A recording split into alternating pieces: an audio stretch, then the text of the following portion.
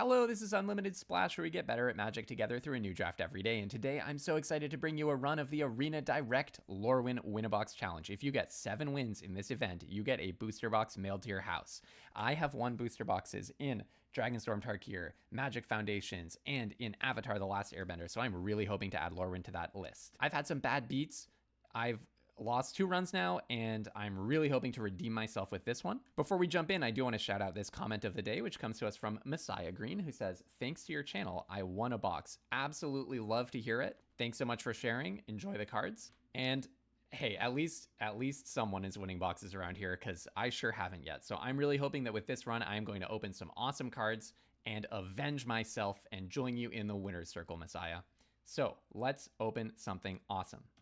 Come on, really good rares, all in the same color, please. Good rares in the same color. Okay. So we have double Champion of the Weird. That's kind of interesting. And what does this even do? Goblin Sharpshooter. Doesn't untap during your untap step. When a creature dies, you untap it, and it deals 1 damage to any target. It's like a interesting... Okay, well, you can kind of go off with it, right?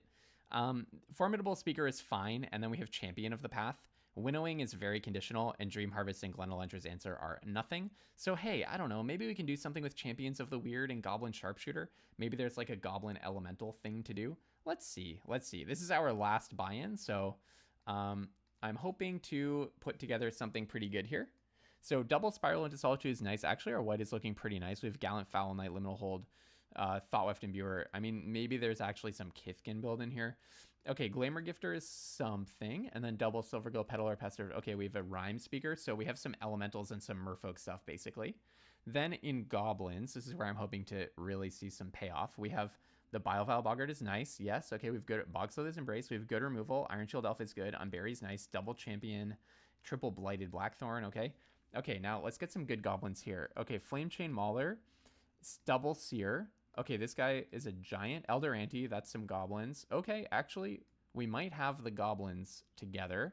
And then we have Assert Perfection, Dundulin Weaver, Lissalin Informant, Midnight Tilling. So our green is like okay.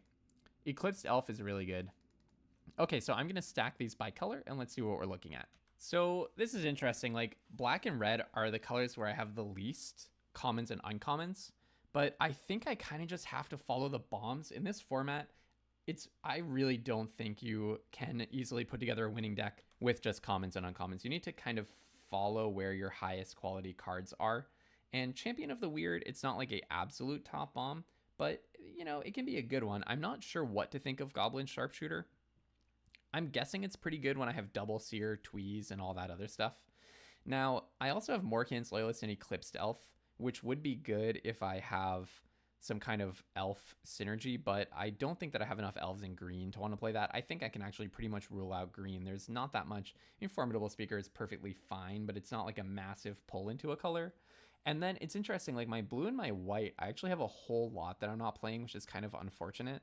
But I don't think that I'm going to get to the like super synergistic merfolk deck level to where it's worth doing. And I do have a lot of clunkers in those colors. Like, I don't know, Shurlurker and Gallant Foul Knight, like kind of split between Kithkin and Merfolk, and I don't know, there's like Crib Swap and Quadruple Appeal to Erdu. Winnowing's not very good. And then in my blue as well, it's kind of a similar situation. Actually, my blue is pretty high quality, so maybe there could be something to be said for like a blue-red elementals with Flaring Cinder, but really what I want to do is just play those champions, play the Champions of the Weird and Champion of the Path, and just see if I can get lots of damage through. So let's look at what that looks like. So this is what basically all of our red and black looks like, and we're in a really bad spot. Look, we have like no 2-drops, and look at my whole pool. This is a 1 2-drop in white, 1 2-drop in blue, okay? 2 2-drops in green. Actually, I have 3 2-drops in green, and that's it. So maybe I actually need green. The problem with going green is I cannot play my Champion of the Weirds if I went green-black. And obviously if I went green-red, I couldn't. So we're in a really tough spot here. I mean, if you're playing an aggro deck, you need 2-drops. And Champion of the Weird, I guess it's not purely aggro, but it needs to be a pretty aggressive card. So let's see, I don't know, maybe I'll look at what green-red looks like. just the lack of 2-drops says to me I cannot, like, I think green almost has to be one of my colors, even though it's pretty low quality, just because I don't have any 2-drops in these other colors. Actually, if you look at my goblin count, I only have 2 goblin cards other than Champion of the Weird. And even if you look for Changeling cards, go away, Evertry Gifts. Literally, my only card that says Changeling is Crib Swap. So I think the Champion of the Weirds cannot be played. This has to be seriously one of the worst pulls I've ever opened in my life. I don't even think it gets worse than this. I have no idea what to do with this. There are essentially 0 rares here as far as I can tell. Like, the only rare that I can maybe play is Champion of the Path, but even then, how many elementals do I have? So maybe I'll put together a blue-red elementals deck. Maybe that's the way to go, because my red removal is one of the very few good things about my pool. So yeah, I mean, maybe let's look at blue-red elementals. I mean, this deck looks horrible as well. I don't know. What should I do? Leave a comment if you think you have an idea for how to make this into anything. I mean, I guess I could also follow Eclipse Elf and Morcant's Loyalist into elves, but I don't even think I have that many elves. And I certainly have no payoffs for elves. I thought maybe just forget about everything and go green-white, but I mean, this is looking even worse somehow. I think I'm going to go back to black-red. It looks pretty terrible, but I think that black-red deck actually might just be my best bet, and I just hope to get lucky and draw enough goblins. Wow, this is tough stuff, my friends. This is tough stuff. I mean, I guess I'm looking at something like this. I mean, I'm just gonna run it out. This has to be one of the worst sealed pools I've ever seen in my life. I'm not someone who just ships a sealed pool back and like gives up on it immediately, because I mean, you know, I've seen LSV like start a video where he just opens the sealed pool and then he just goes, no, you know, retires it, and then I don't even have a goblin to play my champion. It retires it and then, you know, just rolls another one. You can do that if your expected value is consistently really high. So I have no doubt LSV makes money in the long run by doing that. But I don't have that confidence in my win rate. I probably should have just given up on these champions. I mean, I have like 5 goblins in the deck.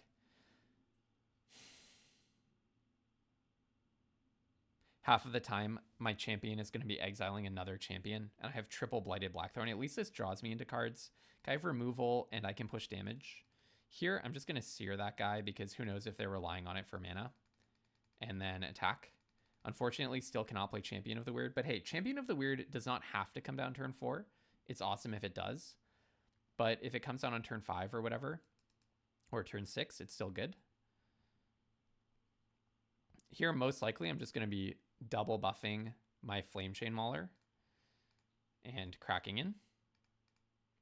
They do not have an elf in the bin. All right, put you to 14. Then I'm just going to play a really chunky guy. You do have a lifelinker coming down. Champion is just, I mean, what can I say? Eclipse Kithkin. This is better than every card in my pool, I think. Like, literally, if you look on, like, 17 lands, game in hand win rate, I think Eclipse Kithkin actually has a higher win rate than every card in my pool, as well as Eclipse Elf.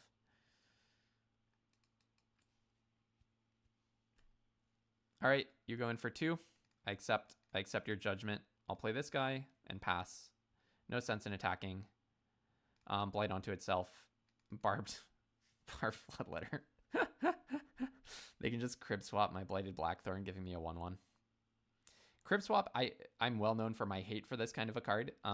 In sealed, you do sometimes just have to play whatever removal is in your pool. So you can get stuck with some clunky removal. My opponent's on 4 colors with crib swap, and I'm going to get crushed. Iron Shield Elf is still not a goblin. Okay, I'm going to attack with the Blackthorn. The Bloodletter still can't make it deal damage, but it can keep it alive. Oh, I can actually blight. No, I'm not going to blight onto Flame Chain Mauler. That's ridiculous. Still no, still no goblin. Yeah, that's okay. You can do that. The opponent really wants to make sure that my Blighted Blackthorn is going to die. Well, they don't know that my deck, that my pool is just completely non-functional. I don't know. If you see a deck in this pool, go ahead and let me know. I sure do not. Dawnslide Archer. I sure don't. I mean, I can even play the Bloodletter and attach it to something, and then they can just crib swap my creature. Isn't that ridiculous? All right, block and block. Now they're going to let me discard a card and then crib swap this guy. So what I'm going to do is I'm actually going to put this on the Flame Chain Mauler so that they have to decide which one to crib swap. Because I don't have strong feelings about which of their creatures dies. So they crib swap this one, and then I'm going to discard a card to this guy so they don't get to do their whole crib swap in response to the indestructible thing. And I get a 1/1 back, which is really wonderful. I'm very happy about that. And it's a changeling. This, my friends, you know, this is why you don't play crib swap. Don't play cards that give your opponent important resources. It's not removal. It's just replacement. You literally just gave me a card that lets me totally unlock the best card in my hand. Okay, so now I have 7, 8 toughness. You have 3, 4, 5, 6, 7 toughness. Okay, so everyone is going to blight. Everyone is going to blight. We're blighting down to 0. Crib swap may have won me this game. So I'll do this again.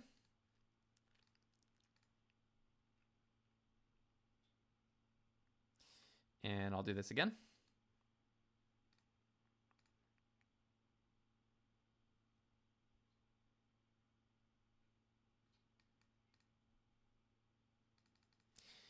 And I'll do this again.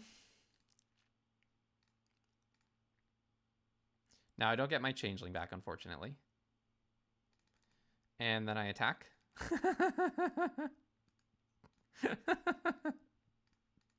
I'm just going to play the land out. Actually, I probably should have saved it for Ironshield Elf. That was pretty stupid. I was thinking like 5 mana for Bogslither's Embrace plus 2 mana for this. But actually 1, 2, 3, 4, 5, 6, 7. Okay, yeah, I actually do need that land. Reaping Willow. Yeah, I think I'm going to lose.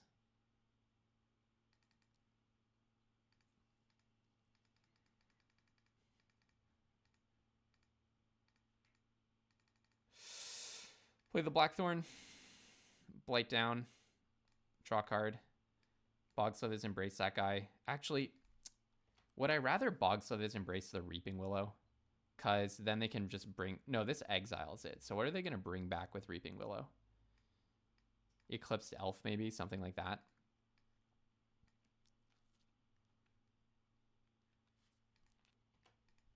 Do I just let them have a bunch of 1/1s? Probably. I think so. Let's do it like that. Attack for 4. So they get a million chump blockers out of Lorwyn. But I really don't want them to have the lifelink get into combat. Their deck is all over the place. They should not have played that land because that would have been worth mana for Lorwyn. Yeah, there is like, I highly doubt there's a good reason for them to be in 4 colors. 4 colors is like a really tough sell. I'm just kind of confused that they played the land when they could have used it to activate Lorwyn, but I guess maybe they want to play the Reaping Willow and activate it all in one turn. I guess that makes sense. It's a little wasteful of resources, but I guess it makes sense. So then I'll be exiling the Willow. Yeah, now they can make 2 1/1s. Well, you can't activate that. Are you going to attack? Okay. Another land. I will pay the 3 and get rid of this guy. Now, I could move the thing onto the Blackthorn and attack, but I think let's attack first.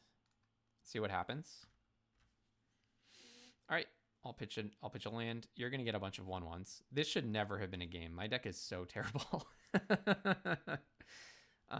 It is indestructible, right?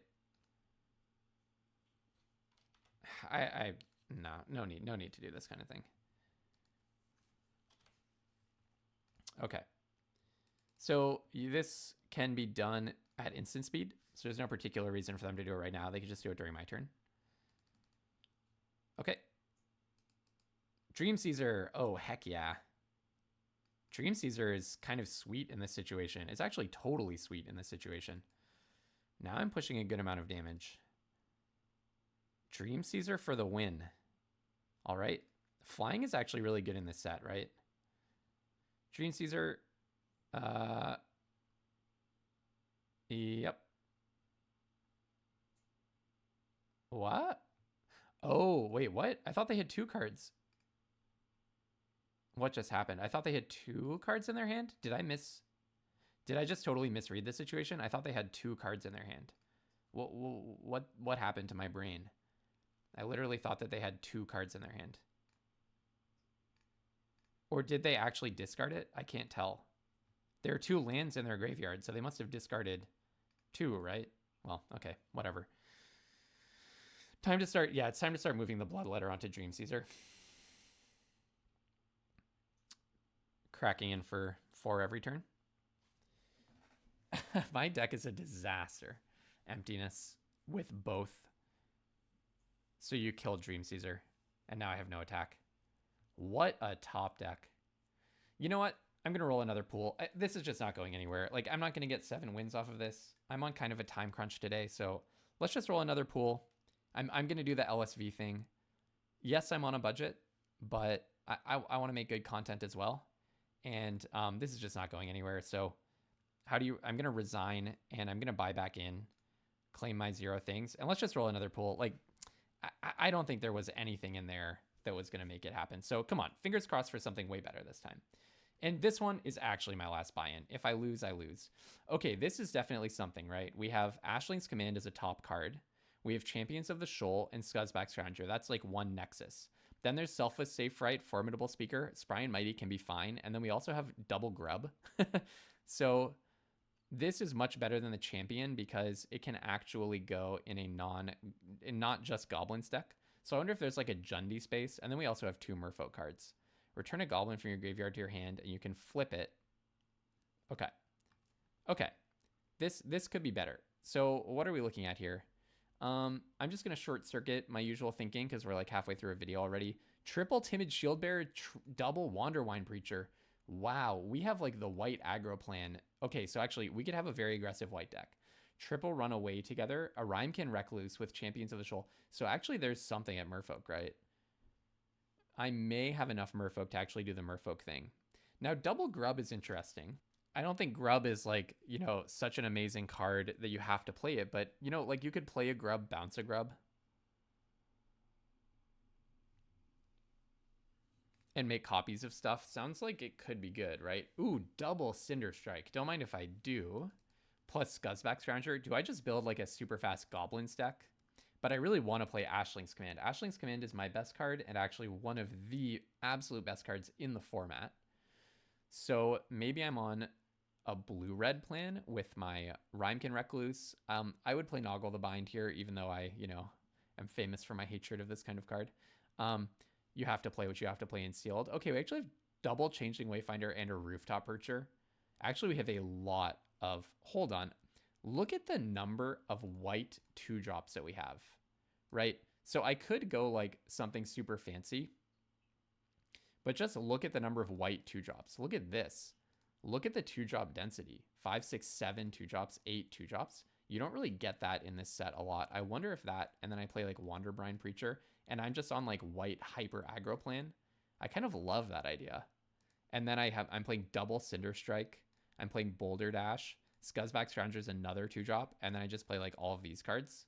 How's that deck looking? There's already 43 cards. Look at this is like the Boros aggro deck that doesn't really exist in the format. I'm probably on 16 lands. Sizzling Changeling. I probably don't play I probably don't play, let's say, I actually love all these combat tricks and removal. Maybe the Burden Stoneback. No, actually that card's kind of good, right? Maybe it's well, Brambleback Brood is good in aggro. This guy makes double goblins. Maybe it's Klatchin Festival that I don't really need. Actually, probably I'm on a few too many non-creatures here. I mean, I can still cut one more. Cut Boulder Dash, let's say. I don't know if Personify is so good in this deck, because like I have nothing that I need to protect. So maybe I play the Boulder Dash and don't play Personify. You know, this could just win some games. And like I actually am in a bit of a hurry now, so I kind of like the idea of just playing a fast deck. I kind of time budgeted for one run and now I'm on my second run. So I kind of like this actually. I kind of like this plan. So I'm going to think about this. Now, the other thing that I could do is I could play blue red, Summit Sentinel, Rhymekin, Recluse. Ugh, the blue's looking weak, you know? So I kind of think if I'm doing the blue red thing, I'm not going to make blue a main color. I'm going to play like Changeling Wayfinders, and then maybe we're playing black as our main color, like black red with a blue splash. Ooh, this is looking kind of good, eh? Like I play these two, play this, maybe I even play that. Honestly, I don't hate this at all. But then in green we had a bunch of bombs, right? Sort of. I mean, Selfless, Safe Right, Spry and Mighty, Formidable Speaker, double Wildvine Pummeler. That can win some games. This deck looks less impressive to me than the Boros aggro deck. So I think let's forget about the grubs, double grub. Forget about dub grub. And let's play the Dawn's Light Archers, Blossoming Defense, Assert Perfection, Formidable Speaker, Pummeler for Hire, Selfless, Safe Right, these two. You know what? I think red is not a main color with this deck. I think I'm splashing red for Ashling's Command, and I'm playing white-green if I'm doing this. And look, this is going to be a super fast deck as well, and it actually gets a lot of the advantages. So basically the trade-off is the red version would have removal. It gives me the access to double Cinder Strike and Boulder Dash and Tweeze. So classic Boros aggro situation. Green has like very little removal, but with the double Changeling Wayfinder and a single island, I have no mill in this deck. I do get Assert Perfection back, and I get a Blossoming Defense. I'm playing Selfless, Safe Right with pretty good, yeah, like everything's a Kithkin or a Merfolk basically. And I have Spiral, I have Pacifism, so I'm not too worried about the whole situation with removal. Oh no, this is now on the double splash, so I don't get to play Ashling's Command. That's the downside. In the Boros aggro deck, I don't get to play Ashling's Command either, right? For sure. It's like silly to try to play Ashling's Command in an aggro deck. Try to splash in an don't splash in an aggro deck, basically. Let's see. I mean, I don't know. This is looking kind of sweet. I'm kind of off Wildvine Pummeler, though. Every time I put it in a deck, I just don't do very well.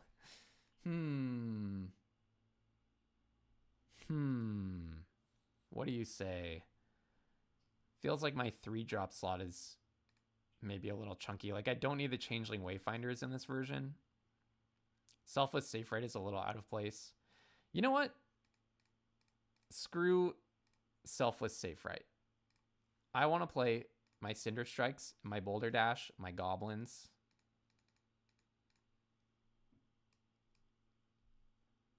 Everyone else is going to have amazing card quality compared to me. But if I run this deck,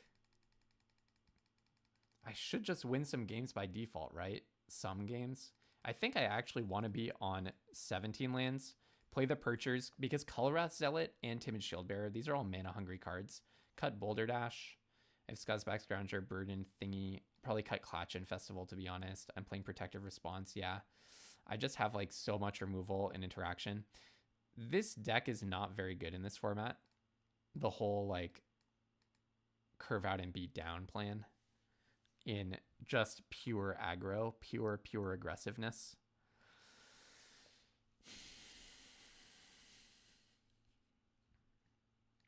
So I don't know entirely how to feel about this. Maybe I play Flame King Guildweaver over one of the Rooftop Perchers. I don't know, Rooftop Percher is kind of good for just pushing damage is the thing. Yeah, so maybe I do this. Maybe it's not like full on beatdown. Cut Elder Ante, cut Bumbleback Brute. Play one island. Between my island and my double Changeling Wayfinder, I'm just trying to find this Ashling's Command. You could call it Splashing's Command. And this guy has basic lane cycling, so I can find my island through the Colorwrath Zealots as well. Is splashing in the aggro deck stupid? Yes. Am I going to do it? Yes.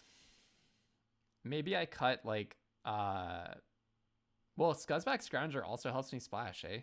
So maybe I actually cut like Wanderbrine Trapper since I have no Merfolk synergies, and I play a Flamekin Guildweaver. Maybe it's even Guildweaver over Changeling Wayfinder, just to have a slightly better curve. Or maybe I play it over Personify. Personify is not very good in this deck. It's good overall, but not good in this deck. And then we cut. We need to make 3 cuts of 16, 17 lands. Maybe I cut 1 Rooftop Percher. I love the 2 drops. I like the 1 drop. Okay, maybe I'm not playing that guy after all. Do I cut a Changeling Wayfinder and just say, look, I have Scuzzback Stranger, a Changeling Wayfinder, double Colress Zealot, and an island that's 1, 2, 3, 4, 5 ways of making blue? Should be good. Boros aggro with a splash. I could never lose by playing Boros aggro with a splash. Basically, we're leaving in the sideboard.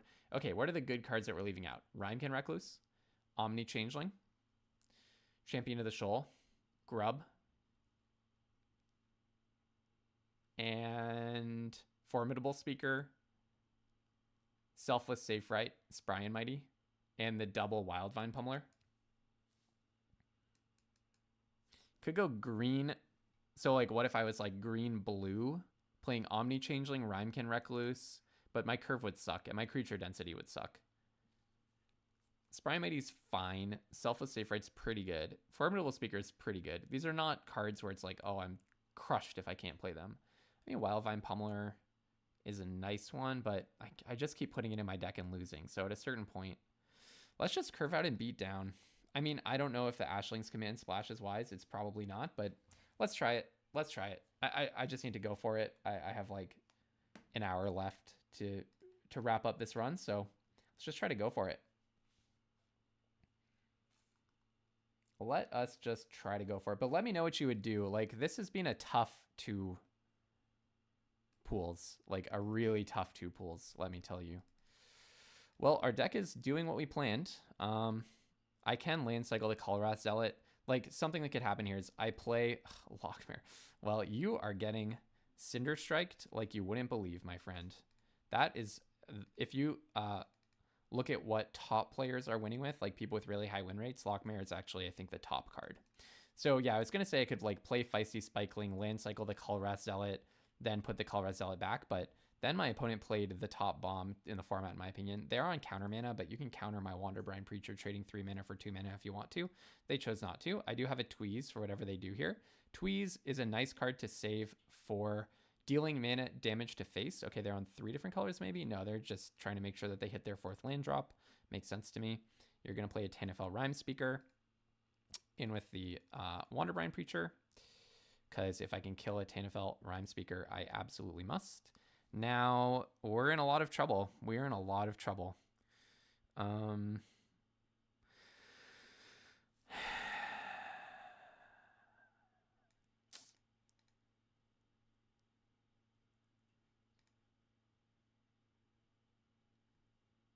guess I'll get my island.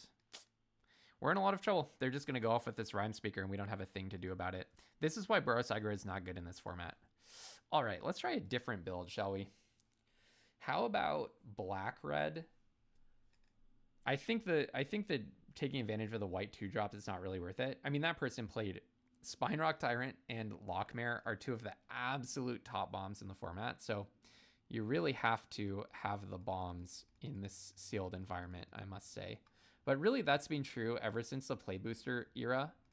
When they come out with Play Boosters, you know, the bomb intensity just absolutely skyrocketed in sealed. You must have bombs. So I do feel a certain sense of complete hopelessness with my pool, but let's keep fighting the good fight. Okay, maybe let's go for the green-red splashing Ashling's Command deck and see what that looks like.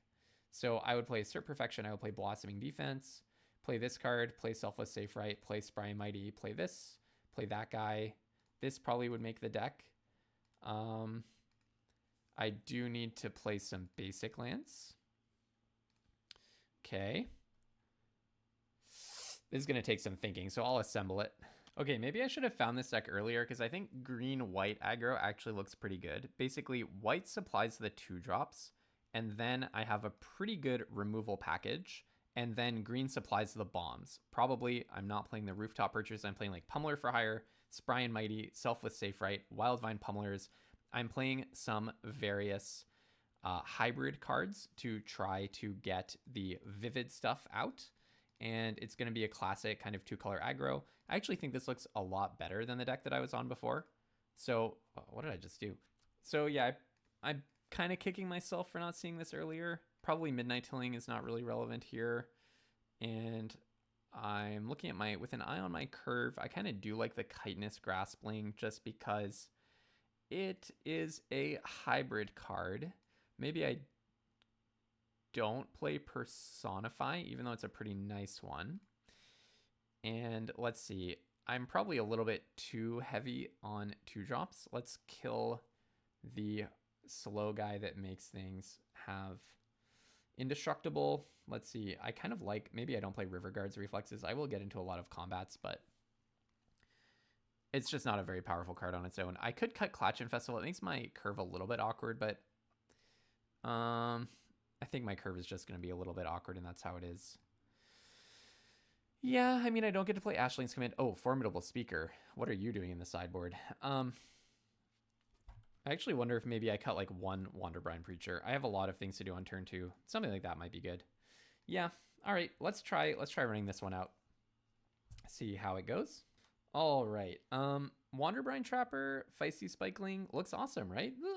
This looks totally sweet. So yeah, as you can see, like I'm a limited channel where I really want to show you my thought process. I want to show you the failures as well as the successes. I feel very strongly that it's not healthy. I'll absolutely block here. My Wanderbrine Trapper is no synergy. I have to assume there's might. So them offering the trade kind of suggests maybe it doesn't. But anyways, you know, I think it's not healthy for the community if people only show their successes. Look, Wizards of the Coast love their product, but they designed this product for maximum addiction, right? They're trading. I kind of want my guy to live so that I can play Wildvine Pummeler. Spiral into Solitude should keep me alive, hopefully, for a while. I might just spiral the Lissalina Informant to deprive them of the Surveil. They were offering a Surveil when they were planning to shuffle their deck right after, so that's a little bit bizarre. Okay. So basically they want you, and not only do they want you, they know how to get you to click that button again. And this has first strike, so I can attack and just like go in for another bullet, right? So you need to be very disciplined with yourself about how many runs you do of these events. And even discipline is probably the wrong way of saying it. Like people who study, you know, addiction or compulsive behavior would tell you like discipline doesn't really have anything to do with it. So I go on this rant because I think I would be contributing to a really bad problem if I just showed you my successes. I feel very, very strongly about not doing that. So I try to show you, I didn't show you every run I did. I did an extra run where I got absolutely bonked around, like 0-2, no contest. It would be tempting, obviously, for me to just not, okay, so they cannot quite pump this, so I think I'm safe to block. It would be really tempting for me to just not show you that first run, cut the video and start a new one. But that would give you the false impression that, look, if YouTube is just full of people succeeding at this on their first bullet, you're going to look at that and you're going to think, oh, I can just do one bullet. Or if I do one bullet and I don't get there, then I suck compared to XYZ player, or like, I'm just not good at this, whatever. So I really want to show you like an accurate picture of what I do. I am positive value on these events, but like just barely, honestly.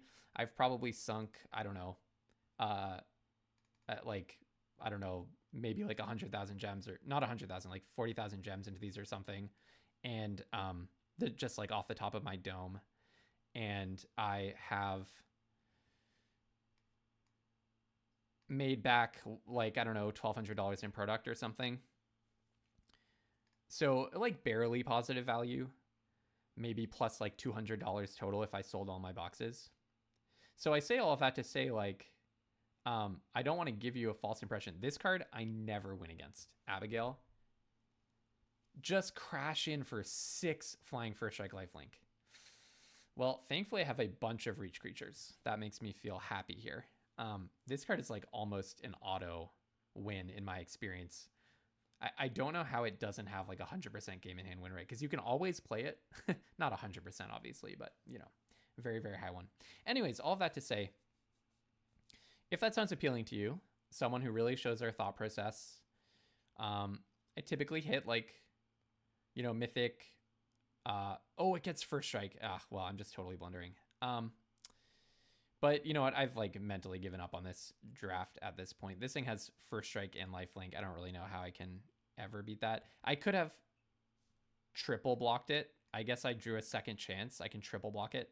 But yeah, I'm basically wrapping up this event in my mind right now. But yeah, if that sounds like top decking the Spry and Mighty.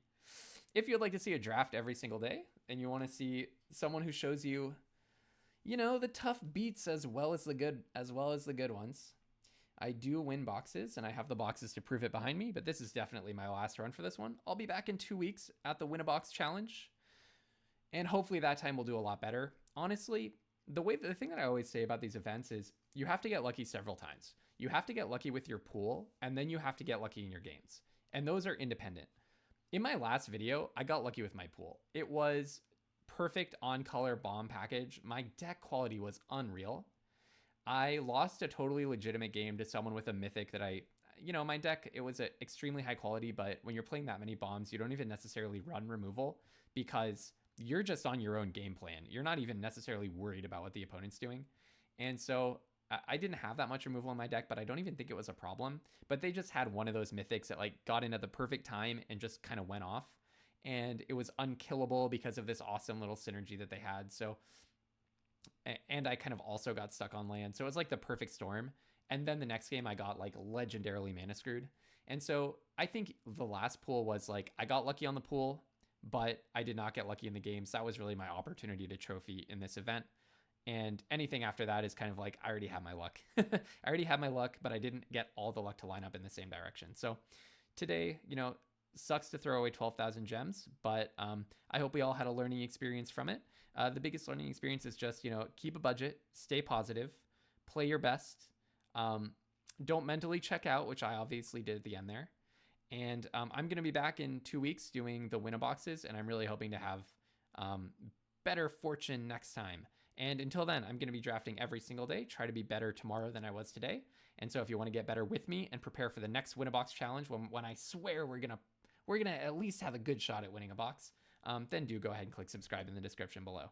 All right, have tons of fun playing Magic, everyone, and don't be afraid to splash.